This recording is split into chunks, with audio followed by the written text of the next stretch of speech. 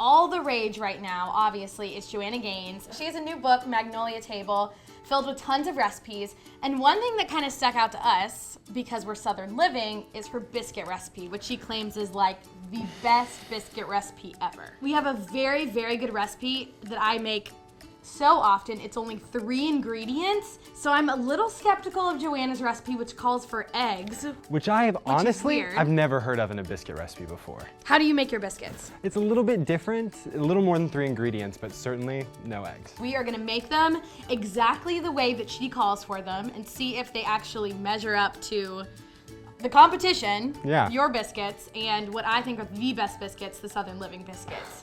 All right, so the first thing it calls for is 4 cups of self-rising flour, 2 tablespoons of baking powder, and a teaspoon of baking soda. Uber fluffy, if you will. Uber fluffy, if you will. Uber fluffy. So we're gonna whisk those ingredients together. So this is 3/4 of a cup of cold butter, not frozen. And then using a pastry cutter, Micah is gonna cut in all this butter until the butter resembles small peas. So now we are going to stir in 2 beaten eggs with a wooden spoon, 1.5 cups of buttermilk, and she writes or as needed. Need a little more, throw it in there because it is all up to the Lord now. The dough should be coming together in a sticky mass.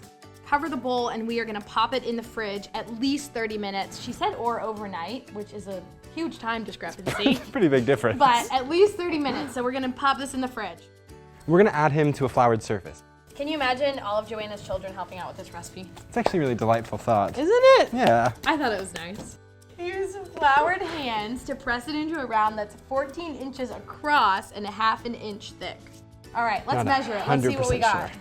Oh my gosh. Micah, this is literally exactly 14 inches, everybody. Inches. If you do it correctly, you will get exactly 20 biscuits, including the scraps. You use a floured 2 3/4 inch cutter. It's very specific. And then we've got a prepared baking sheet for when we start to cut, and it's got parchment paper on it. So we're gonna start on the edges.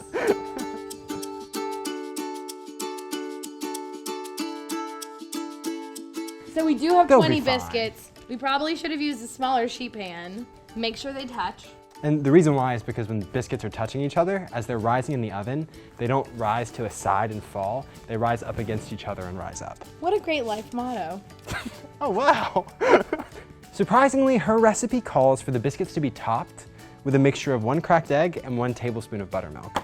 And we've got our oven preheating to 400 degrees because you do need a very hot oven to cook some biscuits. And then let them cool before we spread the biscuit love. Ooh, a little underwhelming. Yeah.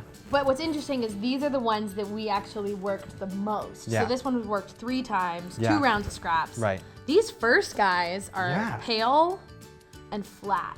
Also, we baked these for the full 20 minutes. I'm curious to the difference between like this guy and this guy.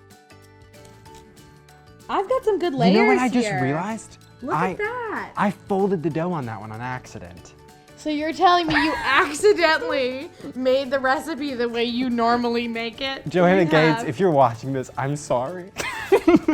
This is round 1 biscuit. Look how flat that is. It's very thin. I wish I had my ruler because... And there are no layers. I couldn't pull the top off. It's like spongy almost. It is spongy. Well, should we try them just like... I think we should. Okay. I don't really want to try that one. We're going to try a couple, to be fair. Integrity, you want to cheers?